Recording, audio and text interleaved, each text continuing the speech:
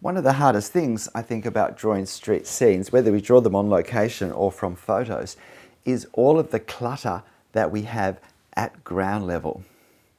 Now, it's a pretty inescapable part of a subject such as this because it's on the ground that extra things are placed. And the problem is, these things end up being in front of whatever the streetscape architecture buildings are.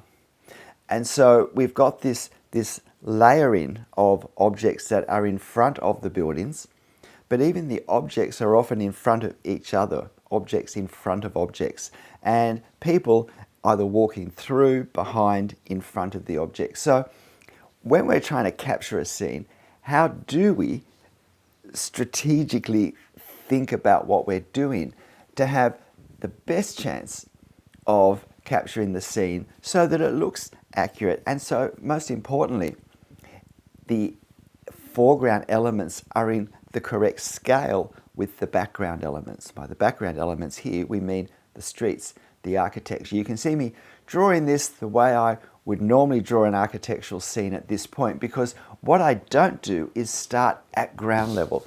And it's really common to think of, well, when I start at the ground and work up. And I often see that as being the default, the automatic go-to for how to draw a scene that has a ground level in it.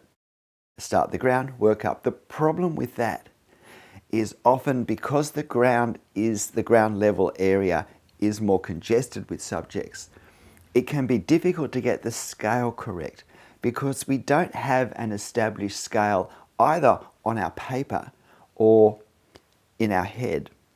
And so I can start by perhaps drawing figures walking past because I think, well, they're closest and I have to draw them before I can draw the building behind. But at that point, I don't really have a sense of how large the building is going to be. And what I can easily find, and from a lot of drawings I see easily happens, is that the building behind ends up being too small for the figure that I already drew, or too large for the figure that I already drew. And my figures look giant or ridiculously tiny. Or I might find that on one side of my drawing, the figures are a certain size, but by the time I get to the other side of my drawing, I've shifted my scale, or I haven't just perceived it the same way. And so not just do my figures not relate to the size of the building behind them, but they actually don't relate to each other in the way they should, because I haven't had something behind to help me lock in a sense of how high an adult or a child would be. So I find that if I get the building drawn behind first as much as I can, that helps me have a sense of how large are things going to be. So I started with this corner tower, which for me is the obvious spot because it was the geometrically the simplest area, so therefore the easiest area for me to get a sense of scale, to have a sense of size in what I'm doing, how I'm doing it. And now I start to move down.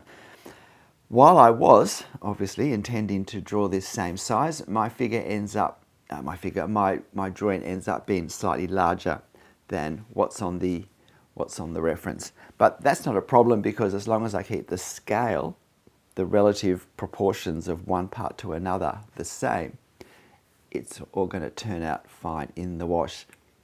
So you can see what I'm doing. As I come down, as I get to a part of the architecture that has something in front of it, I try and stop with a little bit of generosity, a little bit of buffer, and then I draw the thing in that's in front of my subject. And because I've already drawn a fair bit of the architecture, I've got a sense of the scale of how much space, say, this tree needs to take up.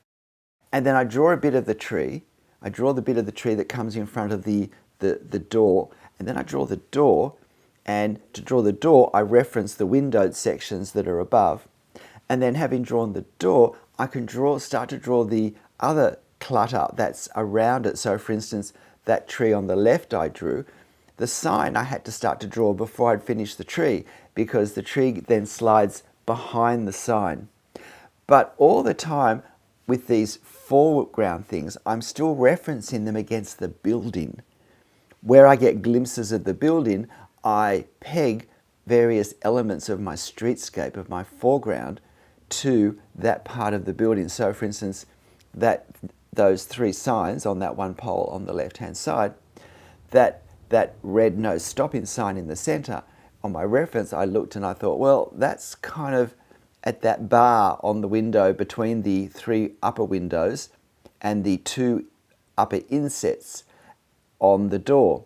And so I matched where that red sign was, not that it's red in my drawing, but I matched that with the door because I'd already drawn the door, and I tried to match the door with the windows above and so forth. So it's referencing back and forth, aligning either horizontally or vertically, whichever one gives us the direction that we need. And by having started with the part of the architecture that's most straightforward to draw in scale, it's let us get, if you like, a reasonably accurate framework above the clutter at street level. So now as I come down, I'm always referencing what's happening above because I've already established that. And then I also reference horizontally now with parts I've already drawn. So I can now reference horizontally from that signpost on the left-hand side and the tree on the left-hand side with parts on the right-hand side that I haven't drawn yet. And when I come to draw those signs on the road, which I will do shortly, the no U-turn and the no entry signs, I'll be able to reference those both according to the architecture that sits above it, but also the elements horizontally that I've drawn off to the left. So the base of the planter of the tree. And in a moment, I'll draw the garbage bin, the blue garbage bin. So it's all about progressing things in a way that lets me have the best judge, the best estimation of the relative size of the foreground things with the architecture things behind. And that way, if it all comes together, then all the things in the street feel like they're the right size for the architecture behind.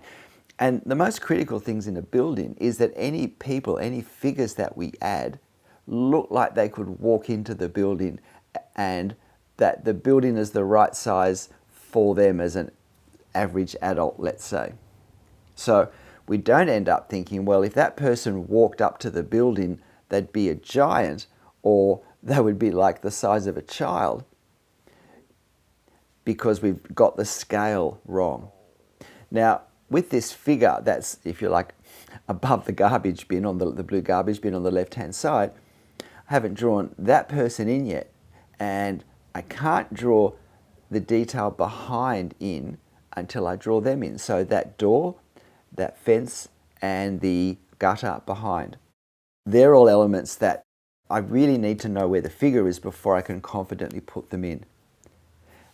And once I've put that garbage bin in, then I can confidently position the figure and not have the figure come down too far. So can you see the way my thinking is? It's for each element, firstly, leaving the space clear that has to be left clear. So I don't rush the architecture into that section, but I stop and I strategize and I think, well, you know, what do I have to do to manage this little collection of objects, some further, some closer, some overlapping, some not. And so here you see me positioning, not my best figure, but I had to add a little height to the head. And now I can get a sense of that gutter. I've made it a little bit steep, but I don't bother trying to correct that because it doesn't matter. It would draw more attention to add extra ink work in a peripheral part of the scene. What's more important is I get a sense of the architecture behind it, but I try not to join up my lines too closely in this section because I want to have that sense of layering back and of the furthest back layer being further back. So these are the little choices I make. Now, when I do things such as these signs now, I'm aligning to what I've already drawn at ground level, but I'm also aligning with the architecture, first in my reference and then in my drawing. And now, particularly when we start to get to the edges of our drawing, any little parts of our scale or our proportions that aren't quite right, the little errors start to accumulate. They start to get more and more. And so we may find that we can't quite line everything up as well as we'd like. So for instance, this roof line goes a little bit too far to the left, I think. But that's not a problem. It doesn't affect anything. When we're further down, as in down the bottom, we might find that when we put some signs and whatnot on, that they actually don't line up as exactly as we'd like. That's not a problem. What we need to do is to draw the closest, most obvious things, the things that don't have anything in front of them. Seek to draw those things to the right scale, and if they cover a little more or a little less, or they finish up a little more to the left or right than what's in the reference of the things around them, that's okay. Notice I'm drawing this lamppost in now because I can't draw the building behind it, and I can't draw the tree that's around it until I know where it's going to be. But you notice I've left gaps in drawing the pole because parts of this tree come through it. Now, this figure is terrible. And so I thought, well, what can I do? Well, what I can do is I can make it not so obvious by having lots of dark value behind it. So when things aren't quite the way we would have liked them to be, not a problem. How can I lessen the impact in my drawing? No drawing is going to go 100% or even probably 90 or 80% how we'd like. The question is, how do we incorporate the marks that end up being not ideal to our original plan? How do we make them less obvious or change what we're doing so that the problem disappears?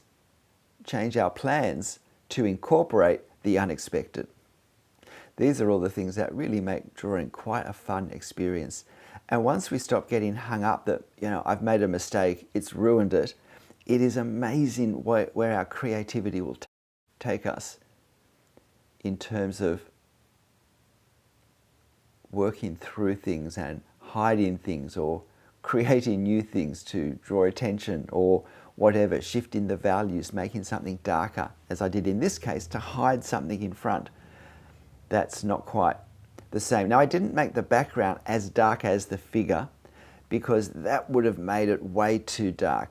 And I'm not trying to totally obliterate the fact that we can see a person, but by linking the values to being closer, that figure doesn't really stand out in the same way.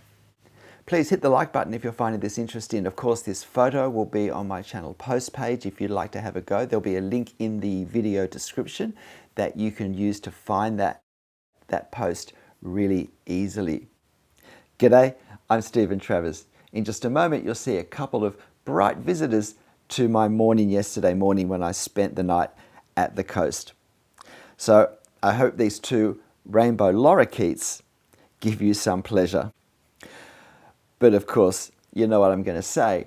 Whatever you end up drawing, foreground, midground, distance, buildings, streetscapes, or not, and however it turns out, make sure you have fun. These couple of fellas look like they managed to make the most of every moment. So, I'll see you next time. Bye.